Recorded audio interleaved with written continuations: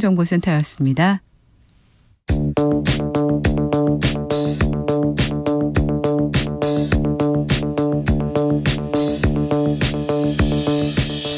대한민국 정치의 새로운 100년을 준비한다. 21세기형 국회 싱크탱크 여의도 정치연구소.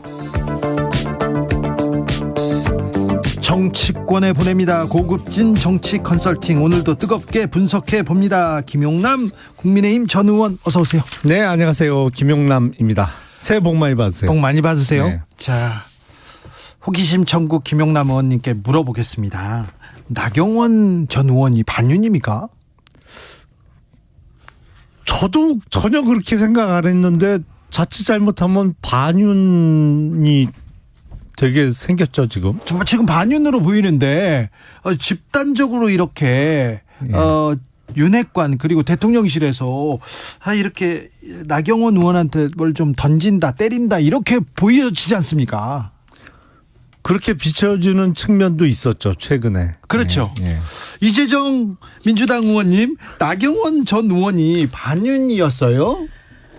그래서 지금 현재로는 윤심에 들지 못한 것 같네요. 윤심이라는 게 오랜 철학과 가치나 역사 안에서 쌓인 게 아니라 지금 대통령 마음에 있냐 없냐이기 때문에 지금으로서는 대통령 마음이 없으면, 보통은 정치하는 주체 입장에서 누구를 지지하고 누구를 추종하느냐에 따라서 친 누구 이렇게 하는데, 친주 뭐 이렇게 하는데, 그게 아니라 지금은 대통령의 마음에 있냐 없냐로 이제 친윤 반윤이 생기다 보니까 대통령의 마음 안에 지금 없는 것 같아요. 아니 그래서 저희가 용어를 하나 만들었어요. 네. 아무래도 그 반윤은 좀 이상하거든요. 많이 이상하죠. 약간 앞뒤가 그동안 겪어온 그 어떤 시간하고 전혀 안 맞잖아요. 네. 그래서 친윤이 있는 거고, 안친윤? 약간 지금은 거리가 있는 멀윤. 멀윤이요? 네. 아주 가까이 있지 않은 멀윤이 있는 거 같아요. 아니 그런데 지금 국민의힘 분들이 다 지금 멀뚱멀뚱 지켜보고 있는데 좀 무서울 것 같아요. 나는 저 친윤에 들어가나 막 윤핵관에 들어가나. 그러니까 이게 얼마나 거꾸로 된 거냐면은, 보통은 예를 들어 이제 친노 비노라고 하면은 정치인들이 노무현 대통령의 철학에 함께하고 정치인을 주체로 보는 거잖아요. 네. 근데 이건 그게 아니라, 예를 들어서 노무현 대통령이 친노 반노를 정하는 게 아니잖아요. 네. 비노를 정하는 게 아닌데, 지금은 대통령의 마음에 있느냐 없냐에 따라 가지고 구분을 하다 보니까 방금 이제 개념을 다시 설정하셔야 되는 이런 어려움에 봉착하게 된 거죠. 멀윤까지 나왔어요? 예. 보통 개파를 나누던 기준이 아니죠. 나경원 전 의원 저출산위원회 부위원장직 사직서 제출했습니다. 그런데 대통령실에서는 사직서 수리 대신에 해임을 이렇게 결정했다고 합니다. 중징계에 해당하는, 그러니까 내보낼 때까지 잘 되나 보자 이런 식인데요. 아니 그러니까 그 저출산 고령화 위원회 부위원장하고 그 기후변화 대사, 예, 기후변화 대사하고 두 개를 맡고 있었는데, 이게 엄격히 얘기하면 공직은 아니에요. 그렇죠. 비상임직이잖아요. 비상임직이고, 그러니까 비상근. 신분 자체가 그 공직자가 아니에요. 왜냐하면 통상 그 장관급 대우를 받는 공직자로 알려져 있는데, 그렇게 되면 당연히 차관급 이상의 공직자는 매년 재산 신고를 해야 되잖아요. 네. 그런 의무가 있는 자리가 아니거든요. 그런 자리도 아니에요? 그러니까 이게 공직이라고 할 수가 없는 자리예요. 근데 이제 마치 그게 공직자로서 전당대회 출마를 하려면 그 자리를 유지하면 안 되는 것처럼 그 잘못 인식되다 보니까, 네. 이 출마 여부와 이 직의 유지가 연동된 것처럼, 출마를 할 거면 사직서를 내라 이런 건 그렇죠. 대통령실 주변에서 나왔어요. 예, 인식이 됐었는데 법률적으로는 전혀 그렇지는 않습니다. 법률적으로 되는 것도 아닌데 지금 그걸 떠나서 저출산 대책이라는 것 하나만으로도, 또 이제 겸직을 맡고 있는 기후변화에 대한 대사이직도 사실 일이 적은 직은 아니에요. 적은 일이 아닌데 또 다 상관관계가 그렇죠. 있는 것도 아니잖아요. 그리고 뿐만 아니라 이제 당대표에 출사표를 던진다. 그것만 오롯이 매진을 한다손 치더라도 쉬운 일이 아닌데, 그 모든 것을 병행하겠다라고 하는 건 사실은 욕심인 거고 어쨌든 간에 그렇다고 대통령실을 제가 편들겠다는 취지가 아니라 여튼저튼 지금은 그게 핵심이 아니라 나가는 국면에서조차 꽃 달고 심지어 이제 꽃길을 못 만들어 줄지언정 뭔가 하나 흠집은 내는 이제 윤심의 한켠을 보는 거죠. 사직서 저희가. 수리도 너무 아낀다면서요. 너무 애정한다면서. 그래서 직원도 아니 그냥 뭐 이거 진달래 꽃도 아니고 사직서 수리하면 되는데 또 해임까지 합니다. 왜 그건 용산에 물어보세요. 저한테 물어보지 마시고. 지금 근데 네. 용산에 물어봐라 이런 게 아니라 지금 용산을 좀 편들어야지 안 그러면 나 찍히는 거 아니야 그렇게 생각하는 사람들 좀 많을 것 같아요. 윤심에 드시려면 검사 출신 김용남 의원 괜찮습니까? 유구무원입니다. 차라리. 네. 차라리. 김용남 의원이 소신 있는 김용남 의원도 이렇게 말을 못 하시다니. 여기서 유구무원 나온 것만 해도 대단한 거예요. 지금 이 분위기에서. 대단한 용기예요. 알겠어요. 근데 자 이재정 의원님 그러면 나경원 전 의원은 출사표를 던질까요? 아닐까요? 물리기는 힘들지 않겠습니까? 최소한 여기서 물리기는 힘들다는 얘기는 반드시 출사표를 던진다는 게 아니라 뒷걸음질 치는 것보다 어쨌든 나아가는 모양새에 또 다른 대가가 있으면 모르되 여튼 본인이 민망해지는 방식으로 퇴장하진 않을 거예요. 본인도 원내대표까지 한 중진 중에서도 나름의 여당 내에서는 거물급 몇 중에 한 명인데 네. 그리고 지금 국민 상대로 한 여론조사에서는 꽤나 본인이 이제 선전을 하고 있는 상황에서 예.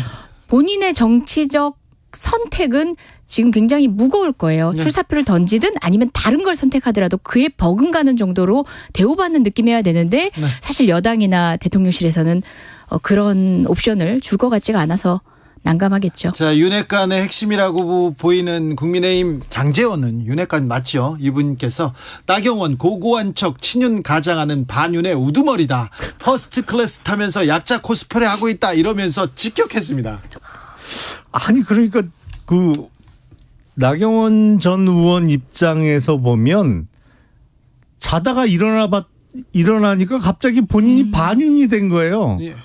이걸 어떻게 받아들여야 되나. 이분은 근데 이명박 정권 때부터 뭐 MB계의 핵심이었고 그리고 국민의힘의 핵심 자산 아니었습니까? 아니 그걸 떠나서 윤석열 대통령하고 뭐 지극히 개인적인 이야기입니다만 네. 그 고시 공부를 같이 하는 대학교 스터디 선후배. 그룹이었어요. 네. 그러니까 대학교도 선후배지만 고시 공부 같이 했고요. 그전에 살던 집이 그러니까 그 나경원 전 의원의 친정이 원래 친정이 그 홍대 쪽이거든요. 네. 그리고 윤석열 대통령은 연희동에 사셨고 그래서 그 같이들 그 서울대를 졸업한 이후에는 연세대에서. 집에서 가까운 연세대에서 같이 공부도 하고 뭐 이렇게 같이 어울리면서 수십 년 동안 그 알고 지내던 사이거든요. 근데 눈 뜨고 일어나니까 갑자기 오늘 그 장제원 의원의 표현에 의하면 반윤의 뭐요? 반윤의 뭐 핵심이래잖아요. 아니 본인도 약간 받아들이기 쉽지 않은 상황이 됐어요. 제가 같은 얘기 반복하는 것 같은데 이게 더 핵심인 것 같아요. 그러니까 어디든 이제 개파가 있을 수 있고 예전 같은 이제 우리 김대중 대통령 시절이나 이때 개파처럼 뭐 굉장히 역사가 깊진 않다 하더라도 이제 각 당마다 어쨌든 느슨한 정도의 개파들이 있어요. 근데 이 같은 분류는 처음이란 말이죠. 이 같은 현상도 처음인 것 같아요. 예, 심지어 아주 단편적인 사건 하나에 의해서 친윤 반윤이 나뉜단 말이에요. 사람은 한 번의 사건으로 모든 걸 평가하지 않는데 일단 지금은 윤심 안에 김기현 후보가 있기 때문에 나오지 말라 그랬는데 왜 나왔어 순간에 반윤이 되는 거죠. 단 한 번의 실수로도 반윤이 될 수 있다는 게 이게 정상적인 정치인가라는 생각이 듭니다. 반윤의 우두머리랍니다. 나경원은. 심지어 우두머리. 아니 근데 요새 그 말들이 너무 거칠어졌어요. 그러게요. 예, 그거는 좀 공식적으로 쓰기는 적절하지 않은 표현 근데 같은데. 같은 당 사람들은 당원 동지 여러분 이렇게 네, 얘기하잖아요. 네. 그런데 이렇게 조금 생각이 다르다고 그렇다고 진영이 조금 다르다고 해서 이렇게 막 반윤 우두머리 뭐 이렇게 코스프레 이렇게 막 얘기해도 됩니까? 아니 그러니까 많은 분들이 국민의힘 내부의 당내 선거잖아요. 이거는 네. 뭐 더불어민주당하고 싸우는 선거도 아니고 정말 운명을 걸고 붙는 대통령 선거도 아니고 당내 선거인데 당내 선거에 왜 이러지? 네. 약간 다 좀 어벙벙하고 있어요. 그러니까 네. 크게 보면 일단은 이제 당심, 보통은 이제 당심이란 얘기를 많이 하는데 국민의 마음과 당심을 구분해서들 뭐 선거국면에서 많이 얘기를 하는데 지금은 너무 차이가 크더란 말이죠. 특히 특정 후보를 두고 이 정도로 지지율의 차이가 큰 거는 보통 선거에서는 보기 힘들잖아요. 네. 심지어 일반 국민 상대로 하면 유승민 후보가 1등이에요. 어떤 여론조사에서는. 민심은 네. 유승민이고 당심은 나경원이다 이런 얘기가 있었는데 이때 또 당심이라는 거는 이제 지지자를 기준으로 한 건데 근데 또 소위 말하는 우리 당으로 따지면 권리당원 또 국민의힘에서는 무슨 책임당원이라고 당원? 책임당원. 하죠, 저희는. 책임당원 기준에서는 또 달라지는 묘한 아니 국면들이 있는 그거는 것 정말 같아요. 종잡을 수가 없어요. 예. 왜냐하면 저희가 그전에도 책임당원 30만 명 뭐 왔다 갔다 했었거든요. 근데 최근에 많이 늘었어요. 100만 명 가까이 됐습니까? 그러니까 거의 90만 명까지 온 것 같아요. 그리고 이달 말까지 가입하는 기준으로 책임당원 그 날짜를 끊는데요. 그러니까 아직도 책임당원으로 3월 8일 전당대회 때 투표권을 행사할 수 있는 기회가 남아 있는 거예요. 그러니까 몇 명이 더 들어올지 모르겠어요. 전당대회가 점점 다가오니까 각 후보들이 입당원서를 넣을 거예요. 그러니까 더 늘어날 가능성이 있어요. 근데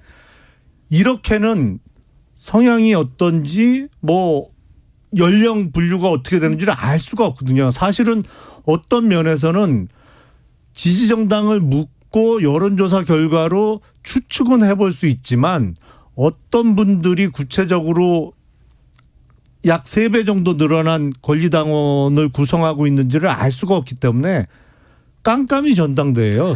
사실은 이번 전당대회. 그럼에도 김기현 이제 후보 같은 경우는 여튼 당심의 방점을 찍으면서 어떻게 보면 민심을 등 돌리고자 하는 어떤 제도를 옹호한다든지 심지어 최근에는 뭐 대한민국 대통령 일본 뭐 그런 얘기까지 하면서 본인이 당선된다고 한들 그런 결과가 과연 내년 총선에 이어지는 과정에서 국민의힘에 도움이 될까? 자, 국민의힘의 소신파 김용남 의원께 묻습니다. 근데 당권 네. 누가 유리합니까? 국민의힘은? 제가 보기엔 네. 이번에 전당대회 룰을 많이 바꿨잖아요. 네. 그전에는 당원 70%, 여론조사 30%였는데 당원 100%로 바꿨어요. 그거와 더불어 또 하나 바뀐 큰 변화가 있습니다. 결선 투표를 도입을 했어요. 네. 결선 투표 때문에 만약에 나경원 전 의원이 출마한다면 당선 가능성이 높아졌다고 저는 판단을 합니다. 아, 오히려. 왜냐하면 지금 전당대회 구도가 네.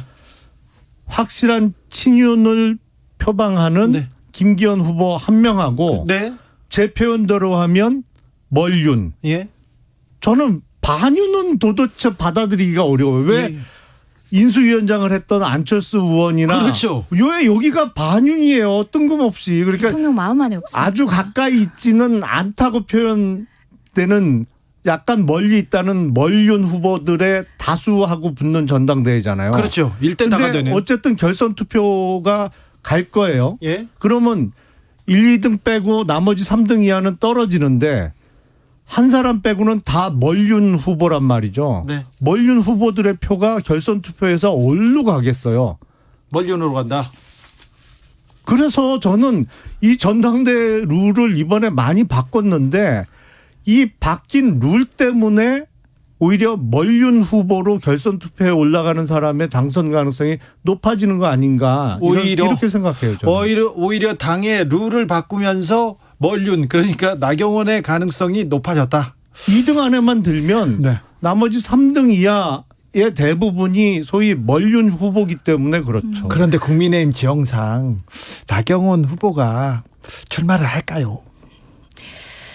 참 뭐 더 민망해지기 전에 드롭을 하는 게 맞는 건지 아니면 조금 더 버티다가 나경원 후보가 다른 방식으로 퇴로를 찾을 수 있는 선택지를 우리 대통령이나 국민의힘에서도 제안을 해줄 수 있는 건지 이게 저는 제안요. 윤 관전 대통령은 포인트라고 나경원 저출산위 부위원장 그리고 기후대사직까지 해임했습니다. 해임했다는 뉴스 전해드립니다. 이재정 의원께서 인용한 여론조사 개요 말씀드립니다. 한길리서치가 쿠키뉴스 의뢰로 지난 7일에서 9일 차기 국민의힘 당대표로 누구 지지하세요 물어봤는데요. 국민의힘 지지층에서는 나경원 전 의원이 30.7%로 가장 높았습니다. 전체 조사를 해봤더니 유승민 전 의원이 33.9%로 가장 높았습니다. 여전히 1등을 달리고 있습니다. 자세한 내용은 중앙선거관리위원회 홈페이지를 참조하시면 됩니다. 김용남 의원은 왜 출마 안 하세요? 저요? 네. 아니 저는 일단 국회에 들어간 다음에 네. 뭘 좀 해보려고요. 이게 원외로 당직을 맡으면 네. 한계가 많이 있거든요. 그래요? 그래서 뭐 그 당직을 여러 번 할 거 아니라면 네. 뭐 이렇게 최고위원으로 여러 번 출마하는 분들이 있더라고요. 네. 매번 전당대회 때 뭐 2번, 3번 연속 출마하는 경우들도 있던데 제가 보기에 그거는 뭐 썩 바람직해 보이진 않고. 네. 원외에서도 이렇게 시장 가서 뭐 활동하시는 분이 있습니다. 김건희 여사가 대구 서문시장 가셨는데 그거 어떻게 보셨습니까? 그 원외의 개념하고는 전혀 별개죠. 아, 그런가요? 그 대통령의 영부인으로서 뭐 할 수 있는 활동 아닌가 싶고, 다만 이제 선거 전에 얘기가 나왔던 조용한 내조냐, 그거는 보는 시각에 따라서는 좀 달리 볼 수도 있을 것 같아요. 뭐 조용하다 안 조용하다를 떠나가지고 제2부속실까지 없애가면서 본인의 역할 또는 그 본인이 평가받는 후보의 와이프로서 이제 소위 여사가 되실 후보군으로서의 본인에 대한 평가를 단호히 거절했던 분이 사실상 제도권 안에서 통제받지 않는 채로 뭐 여러 사태들이 있었잖아요. 비행기에 사인을 태우는 등 여러 가지 1호기에 그 등등 여러 가지 에피소드를 겪으면서도 결국은 제2부속실이 있어야 마땅한 정도의 행보까지 이르렀고, 특히 지금 그 도이치모터스 사건이 곧 판결이 나오잖아요. 재판 과정에서도 김건희 여사의 연루 가능성은 사실상 많이 이제 의혹들이 더 증폭되는 가운데 이런 적극적인 행보 굉장히 좀 불편합니다. 법률가로서 보기에 영부인 역할을 해야죠. 그런데 그 각종 의혹들, 리스크들 있잖아요. 뭐 도이치모터스 주가 조작 이런 부분은 명확하게 좀 해소하고 역할을 하도록 이렇게 만들어주는 것도 대통령실의 그 책임 아닙니까? 그걸 명확하게 해결해 준다 그러면 오히려 사건에 대통령실이 개입하는 게 되겠죠. 그 사건과 관련해서는 명확하게 해소는 해야 될 거 아닙니까? 의혹을. 뭐 때가 되면 하겠죠. 때가 되면요? 뭐. 아니 그러니까 제 말씀은 네. 그거는 뭐 때를 기다린다는 의미가 아니고, 그 사건이 아직 검찰이 계속 중인가요? 재판 중이죠. 다른 사람들은 다 재판 기소된 중이고. 사람들은 재판, 네, 재판 중이고 네. 기소 안 되고 수사가 안 된 여사님만 그냥 그대로 덩그러니 놓여 있죠. 근데 진행 검찰에서 과정에서는 결정하겠죠. 진행 과정에서는 의혹들을 더 키우고 확신에 가깝게 만드는 네. 여러 얘기들이 흘러나오죠.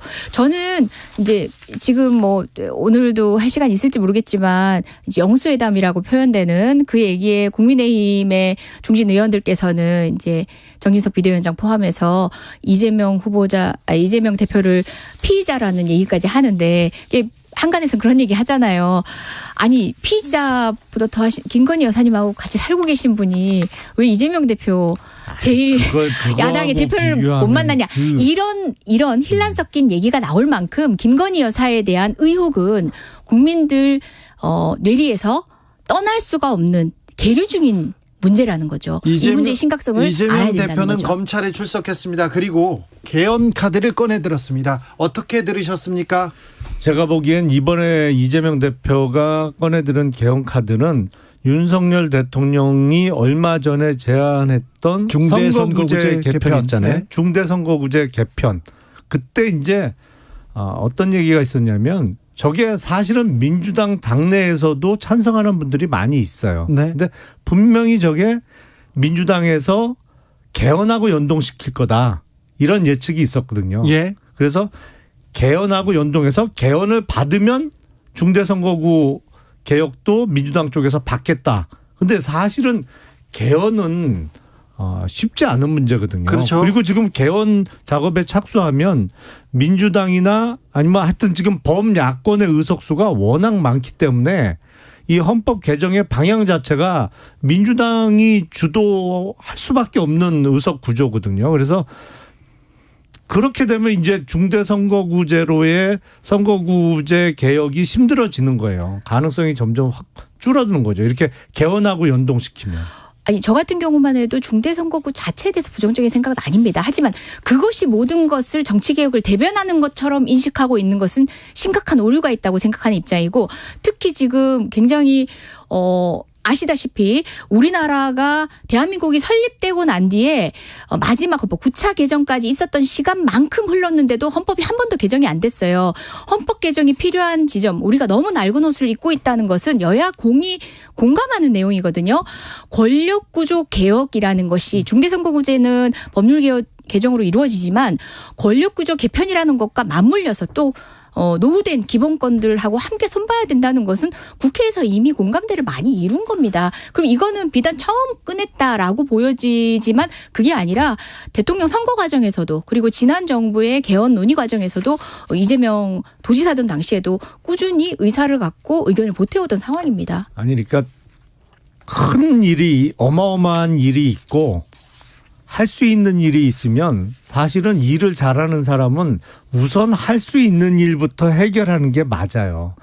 이게 정말 될지 안 될지 힘든 일에 매달려 갖고 하다 보면 할 수 있는 일도 다 못하고 시간을 소비하는 경우가 많거든요. 그러니까 중대선거구 개혁이 필요하다라고 민주당에서 정말 생각하고 있다면 할 수 있는 것부터 논의에 착수해서 그걸 하고 사실은 중대선거구제로 선거구제가 바뀌잖아요. 그러면 권력 구도가 자연스럽게 바뀌는 방향으로 틀어지는 겁니다. 왜냐하면 중대선거구제 하나 가지고는 안 돼요. 그게 완전히 이거는 개악일 수 있는 정치 개혁이 아니에요. 정치 개혁이 대명사인 것처럼 얘기하는 게 문제라는 거죠. 모든 제도는 장단점이 있죠. 중대선거구제도 장점도 있지만 단점도 물론 그래도 있습니다. 챕터는 좀 떨어뜨려야죠. 네. 그러니까 모든 정치 개혁을 한꺼번에 할 수는 없지만 중대선거구제하고 함께 고민해야 되는 최소한의 챕터들은 있는데 하나씩 하자는 얘기는 오케이. 그렇지만 중대선거구제만 따로 떼놓으면 거대 야당 둘이서 지역 나누게 하고 이런 식의 다른 국민의 비판에 그대로 수긍할 수밖에 없는 상황입니다. 근데 대통령이 너무 거칠게 던지셨어요. 다른 개혁 논제를 다 차치하고서라도 이게 개혁인 것처럼 약간 착시 효과를 불러일으키셨는데 그거는 분명히 지적을 해야 돼요. 선거구제 개편하면요.